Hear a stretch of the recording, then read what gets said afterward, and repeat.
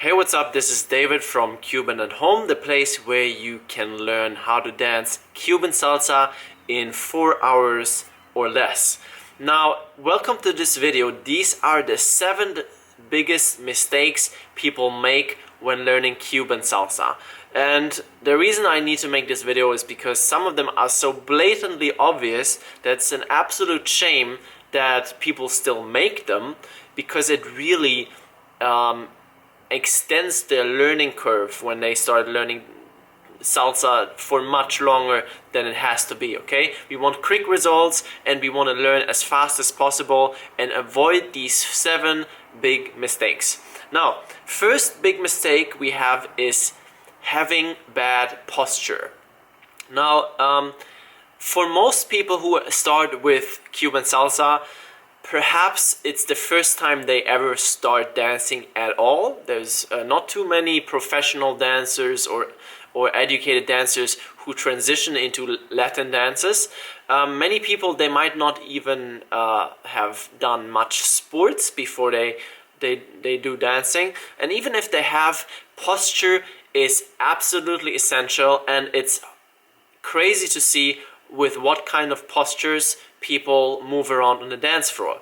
You have to imagine, dance is about poise and attitude and expression and elegance. So obviously the first thing, the most important thing you want to look at is how you present yourself through posture. Good posture then means to be standing straight, to have your head aligned on top of your shoulders as if something is pulling you up, like a string from the top. It also means that your shoulders aren't rounded to the front or to the back. It means that your shoulder blades are pulled together most of the time. It means that your chest is slightly outwards, and it means that you're not bending your back forward in an unnecessary manner. So bad posture can really mess up the way you look when you dance. So even if you're a beginner, I would recommend you right now to look at your posture in the mirror and to make it a constant thing to think about, because it's very difficult to improve bad posture once it has become normal for your body, once your body just naturally goes into this hunched over position. So start looking at it now. It will immediately make your dancing look better, make your dancing look more elegant, especially if you take turns and so forth. Even in partner work, there is no way you'd ever have to squeeze down and lower your head in order to get your followers or your leader's arm over your shoulders and head. It's not necessary to lower your head to look down, nothing like that. So first mistake most beginners make, or most salsa dancers make, is bad posture. Don't do it. Okay, second mistake, and that's kind of connected with the first one, not bending your knees. In Cuban salsa, you want to have your knees slightly bent at all times. You don't want to have straight legs, because that's the kind of thing that makes you look really European when you dance. This is the kind of thing that makes you look stiff, and that makes it difficult for you to move your feet fast. It makes it difficult for you to do footwork, to take small steps, to look elegant. Always have your knees slightly bent. This is one thing most Europeans get wrong, because maybe we come from a culture with the dances that all happen up here, waltz and stuff. But no, knees slightly bent, that there's a possibility for your body to bounce with the music. That's super key and absolutely relevant for your future dancing. Try to make it a habit to always remind yourself to go a little bit lower than what it feels natural to you now, until being in that lower position with your knees bent is the most natural thing.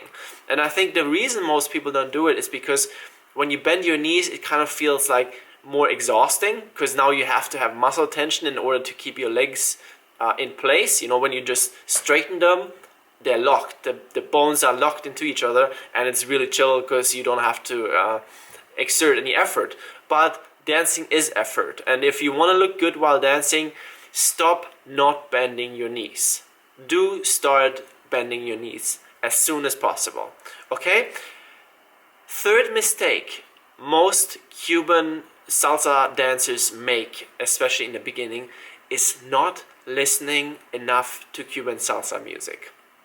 Now, people don't often talk about this, but listening to salsa music is one of the most essential parts of becoming a better salsa dancer. And I'm 100% serious about this, because this music is so complex, it is so diverse, but it also has structure and patterns, and it also has a certain feeling.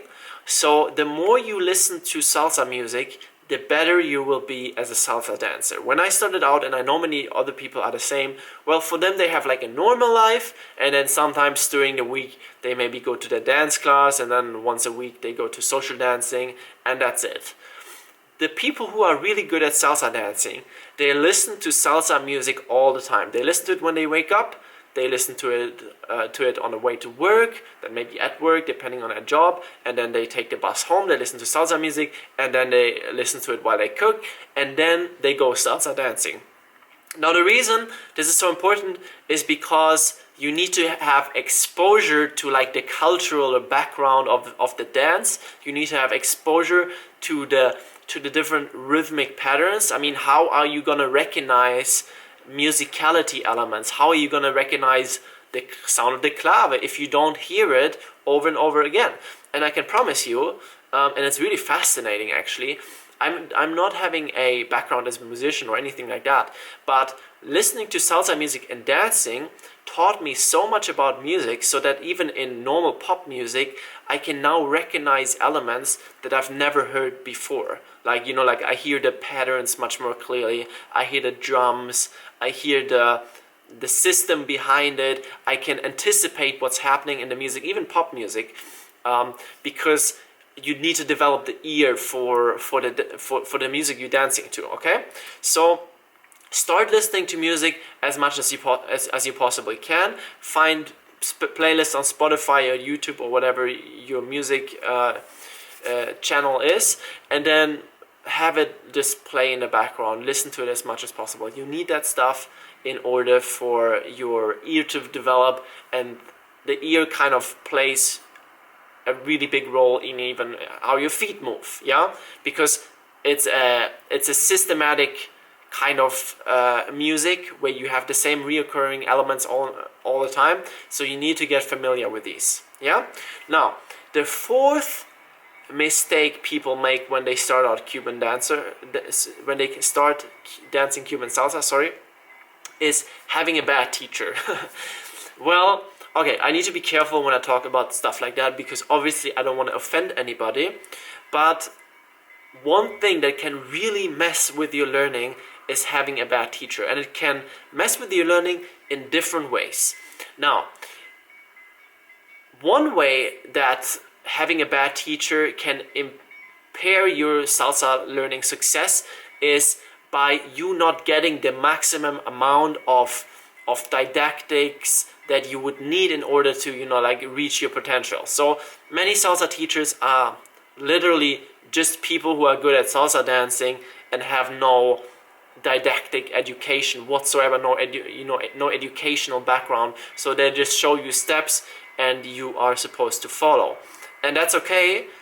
Because not everybody has to have like a teacher education, but the point being is, this is a very important element in your learning, and many people don't think about it. If you have a city with several teachers available, make sure you pick someone who is good at teaching, not only at dancing. You know, if I had to choose between the better teacher and the better dancer, I would choose the better teacher.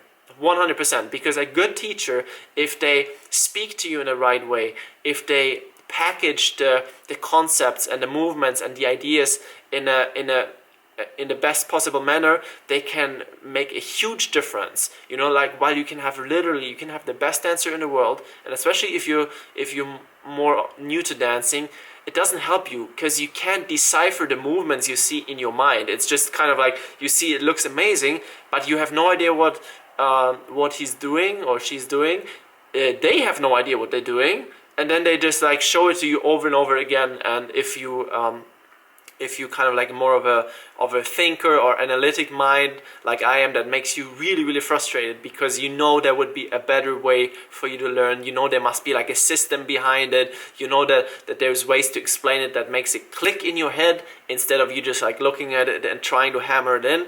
So really important when you are looking to learn Cuban salsa, make sure you find a good teacher, not just a good dancer. Yeah.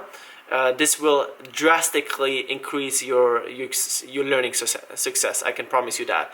Now the second problem is with learning from a bad teacher is that unlearning is more difficult than learning. Okay, what does that mean? It means that if you learn from a bad teacher, or somebody who who isn't really aware of the movements they're making, you will start to copy their style, right? This is, if you're from a smaller city and you have only one person to learn from, they usually, they move in a specific way. All humans do, all dancers do. Now, if you have only that source of feedback, of influence, you will start dancing exactly like them, and you will think that what they do is the status quo. This is salsa. So I have been to smaller cities in Germany where I'm originally from, and I've seen people dance in like weird ways, and the funny thing is, you go to the city and everyone is dancing in the same weird way. It's like a thing in this city, and then you go to another small city and everyone else is dancing in another weird way. And then you could argue, okay, but there's no such thing as weird dancing. Like dancing is self-expression. Yes, it is. But what I mean is that if you have if you have a teacher with a monopoly in one city, everyone is going to learn from them, and they will look the way the teacher dances. And if the teacher is not a good dancer himself, or if he doesn't explain what part of the movement he does is the essential and what part of the movement is him, like his style, then you will be confused, and in your head it will be the same thing, and then in the end you will look like a clone of your bad teacher. And this is like what you end up, and then it will be really difficult to unlearn. We talked about posture before. I had one teacher told me in my lifetime that when you dance Cuban salsa, like the men are kind of like supposed to be macho and kind of like relaxed and like with a slightly forward rounded back. Yeah. So I started doing that, and not until about there must have been like 3 or 4 years ago, and not until like a year ago, somebody, like a really good female dancer, said to me, it's weird, like you usually have a really good posture, but when you start dancing, you start hunching over. And it was true, because in my head, this is what I received, this is the information I received from my teacher there. So I thought, okay, well, I started doing that. And once a movement or like a posture is ingrained in your body, it's really hard to erase. So I literally had to spend the last 10 months or so always correcting my posture, lifting up my chest, and actually having my dance partner, while we were dancing in couple, like kind of like push me between, or like put her finger between my shoulder blades whenever I was hunching over, to remind myself. And these are the things that are really dangerous if you live in a small city and you focus on learning from one teacher only. This is why it's really useful to learn from different teachers, so that you can find out what amount like of the steps, which steps are actually the essential, which one is the pure step, and which one is the individual like body posture and styling of the teacher that you have in front of you. Like if you live in a small city, watch YouTube videos, like try to take online dance courses where you have other influences, where you have teachers in front of you who are not, like you still want to go to your dance classes in your small city. That's totally fine, and yeah, you sure you want to do that. But remember, it's very likely that your teacher there, especially if it's a small city, isn't like one of the best in the world and so forth. So what you'll learn won't be ideal. Okay. So this is the mistake number 4, having a bad teacher. And having a bad teacher has 4 serious consequences. Number 1, you getting bad, just bad teaching, in the sense that you could learn much faster if you had somebody explain it to you in a more effective way. And number two, you will start to adapt, like you will start to model your teacher's movement, and if that movement is bad or not really thought through, then you will adapt that, and it will be really, really hard to get rid of. Okay, so start looking for different teachers and different influences so that you have kind of like a balance. Yeah. Now, mistake number 5 people make when learning Cuban salsa is not knowing about Cuban salsa culture. And this is huge. Not knowing about Cuban culture and the salsa and the dance culture in Cuba is huge. Why? Because you cannot understand, and that means you can also not dance Cuban salsa well unless you understand Cuban culture. Now, ideally, you have a Cuban dance teacher who's also a good teacher, I should add, who's also good at educating, not just good at dancing. And you've been to Cuba, or you know people who have, and they tell you about it and you learn about it. Why? Because dance, and especially Cuban salsa, is such a cultural artifact. It's just like so closely connected to the Cuban culture that it's impossible to do it the right way, to do it properly, to do it the way you should without knowing about the culture. Like, you need to know like the background of all the folklore dances. You need to know where the music comes from, the different types of dances that influence salsa. You need to know all these things, and obviously the best way to do it is by going to Cuba, by maybe living there, like I chose to do for several months, in order to really get exposure and to really get it, like get the different instruments. You hear them on the street all the time. You see how people interact, like Cuban salsa and rumba and so forth. This is the Cuban attitude expressed through dance. So unless you understand the Cuban attitude, you can't really dance Cuban salsa in the right way. It's sad, but it's the truth, and I know that maybe for you it's difficult to go to Cuba because of work or just like your economic situation. Well, in that case, try to learn like online. I'll try my very best to always drop like these little knowledge bombs in my salsa courses, where I teach people about how things are in Cuba, like what the cultural background of a certain movement is, what like where the moves have originated, like what they mean and so forth. I always try to put these little bits of information in my courses because I know it's extremely important for your dancing. You can see, and all the advanced dancers can see on a person whether they have, whether they get the Cuban dance or not. And I think one of the reasons that I get so much feedback, or have gotten when I was in Havana, from Cuban dancers, was that said to me like, if you dance really good, which is obviously the nicest thing to hear ever from a Cuban person, is that I really get myself into like the right state, like the culture mindset, and that I try to adapt and look at the Cubans, how they dance, how they express, how their culture has just caused the dancing, and I try to do that. I try to bring that into my dancing, and I think that's what the Cubans meant when they complimented me when I was living there. And so literally, like, if you don't have the possibility to go to Cuba, watch stuff online, watch movies, listen to the music, like I said before, talk to Cubans, and try to get as much info about what it's like to be in Cuba as possible, even if you can't go. Now,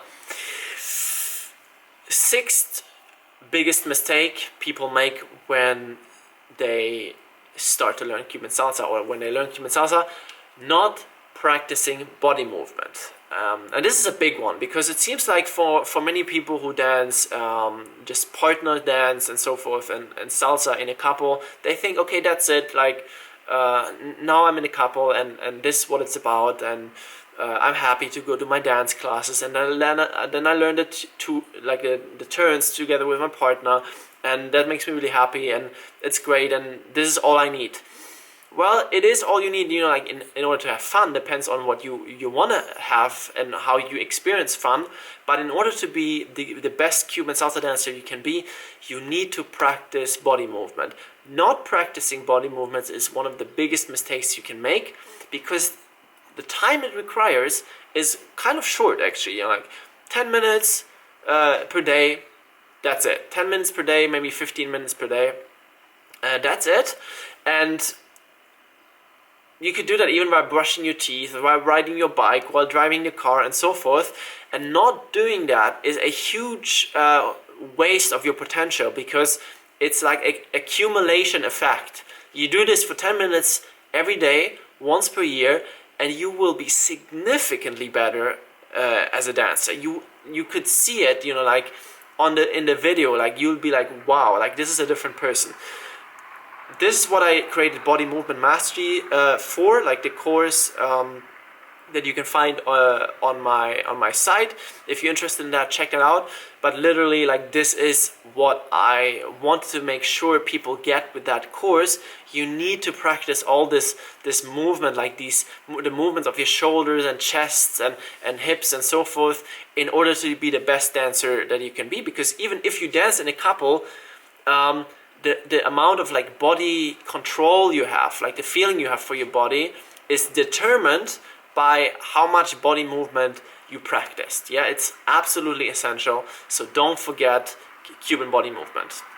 Now, the 7th mistake people make when they learn Cuban salsa is that they do not practice and repeat at home. And that plays a little bit into what I said about body movement already. But many people seem to think, oh, you can go to a dance class, and whatever you learn in the dance class, that's enough. Like this is what you're supposed to have in your head, and like everything else you learn in the next dance class. And like then you look at the teacher and you do like some movement, and that's okay. Like that's enough for now. But the truth is, no, you need to practice at home. You need to practice everything at home, even the turns with your partner. I hope you have someone nearby that you can practice with. This is what's going to make all the difference. I always found like girls where I lived, once I started dancing, I always found girls where I lived where we just meet up, like for 1-2 hours a few times per week, and we would practice in one of our living rooms. You need to have that repetition, and you can't just expect going through dance class 2 or 3 times per week and remember everything, and then remember everything on the dance floor, and do so in a way that is smooth and doesn't work this way. Whether it's solo steps or turns with a partner, you need to repeat and repeat and repeat. Now, here's a secret trick. If you don't have a partner available, or if for some reason, like your life is really busy, you don't really have time to repeat, do it in your mind. There is research, very, very, very clear research on that repeating in your mind actually has the same effect on like practice performance as it has as actual practice has. So they made a study where they had people throw I think it's called throwing hoops in basketball. They had some people, one group which was like a control group, they didn't let them practice at all. One group, they had them practice throwing the balls, and one group, they had them practice imagine throwing the balls. And actually, in this particular study, the people who only imagined throwing the balls and didn't actually practice in real life, they had the best results in then hitting the score, which is incredible. So if you don't have the time, because you have a busy life, make some time before you fall asleep, on a bus, on a train. Try to go through what you learned in class. Try to imagine yourself doing it, because even that repeating counts as repeating at home. I'm serious about this. Watching it in your head, I did that when I was living in Cuba. I was so crazy about learning. I was just like going at home, going to bed. I was like seeing it in front of my inner eye because I wanted it to stick there. So do that. Okay, we talked about the 7th biggest mistakes people make when learning Cuban salsa. The first one was having bad posture. The second one was not bending your knees. The third one, was not listening to music. We have the fourth one, which was having a bad teacher. not knowing about Cuban culture, not studying body movement, and not practicing at home. So these are the 7th biggest mistakes people make when learning Cuban salsa. Don't make any of them, okay? Don't make any of them. If you have any questions, feel free to ask me if whether these are questions about this particular course or other dance related questions. Message me anytime. I'm happy to help you.